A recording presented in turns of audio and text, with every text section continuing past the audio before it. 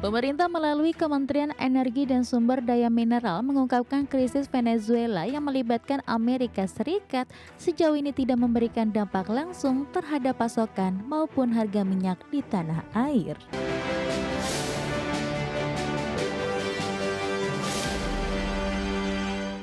Pemirsa, Kementerian SDM memastikan krisis Venezuela yang melibatkan Amerika Serikat tidak memberikan dampak langsung terhadap pasokan maupun harga minyak di tanah air.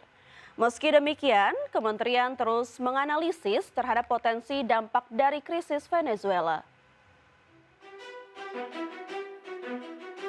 Pemerintah melalui Kementerian Energi dan Sumber Daya Mineral mengungkapkan krisis Venezuela yang melibatkan Amerika Serikat sejauh ini tidak memberikan dampak langsung terhadap pasokan maupun harga minyak di tanah air. Direktur Jenderal Minyak dan Gas Bumi Laude Sulaiman memastikan kendati situasi geopolitik global terus menjadi perhatian, kondisi energi nasional saat ini dinilai masih stabil.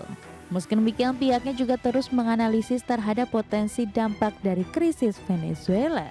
Sebagai tindakan preventif, pemerintah juga menyiapkan skema antisipasi dalam menghadapi dinamika global termasuk konflik geopolitik yang berpotensi mempengaruhi pasar energi dunia. Pemantauan secara berkala terus dilakukan untuk memastikan ketahanan energi nasional tetap terjaga. Pemerintah juga memastikan tidak ada kemungkinan kenaikan harga bahan bakar minyak dalam waktu dekat. Kita akan analisis, tapi yang jelas kondisi di negara saat ini stabil, jadi tidak ada dampak yang belum. Tapi udah siapin antisipasi nggak sih Pak? Iya kan. Antisipasi itu selalu ada. Kemungkinan di bulan depan naik dong. Enggak. Kan tadi baru diumumkan aman. Ya tapi kan ini baru tanggal 2 Pak, tanggal 5 Pak, kan biasanya di seminggu terakhir bisa ini. Kita sumber crowdnya itu bukan dari sana, jadi dari wilayah lain, jadi masih stabil. Oh jadi nggak terlalu berdampak Pak? Kita tidak melihat itu pada saat hari ini kita belum melihat. Laude menyebut Indonesia tidak bergantung pada pasokan minyak mentah dari Venezuela.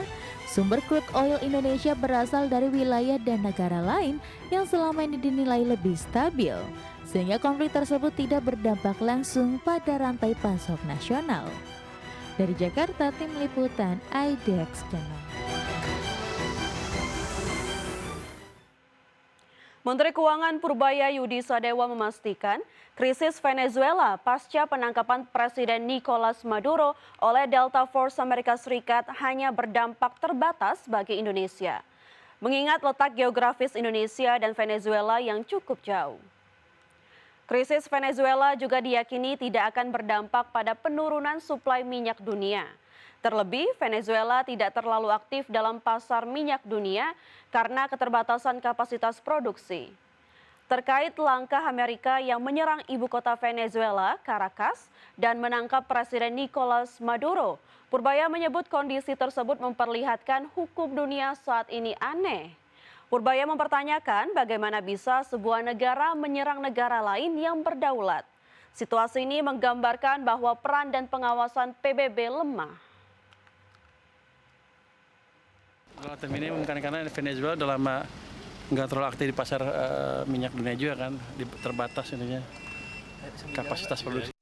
Hukum dunia agak aneh sekarang, jadi kalau kita lihat negara bisa nyerang negara lain yang berdaulat dan seperti bisa gateway dari pengawasan PBB. Presiden Prabowo Subianto kembali menggelar retret kabinet kedua di Hambalang, Bogor, Jawa Barat. Retret digelar siang ini. Sama seperti yang pertama, retret ini diikuti seluruh anggota kabinet, mulai dari menteri, wakil menteri, kepala lembaga, penasihat presiden, utusan khusus, hingga staf khusus presiden. Sebelum retret, Presiden Prabowo dijadwalkan akan makan siang bersama dengan seluruh anggota kabinet.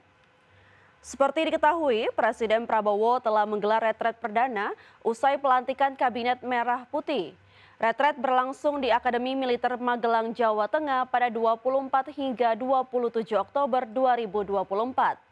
Saat itu retret digelar dengan konsep The Military Way, namun bukan militeristik.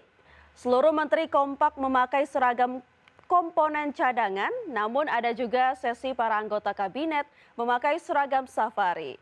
Prabowo menyebut the military way merupakan cara yang biasa digunakan pemerintahan hingga perusahaan untuk menyelaraskan kedisiplinan dan kesetiaan pada bangsa dan negara.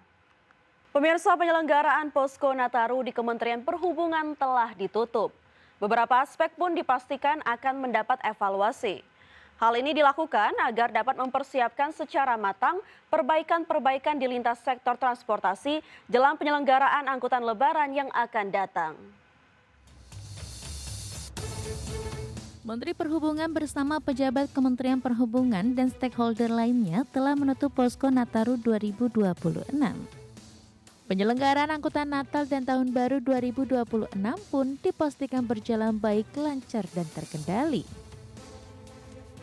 Meski demikian, Menteri Perhubungan Budi Purwagandi mencatat sejumlah evaluasi, mulai dari kesiapan sarana dan prasarana transportasi yang harus dipastikan baik sejak dini, penguatan manajemen operasional di simpul-simpul transportasi, memprioritaskan aspek pengawasan dan keselamatan, serta optimalisasi pemanfaatan data dan sistem digital lintas sektor. Sebagai tindak lanjut, terdapat beberapa hal yang perlu menjadi perhatian bersama ke depan.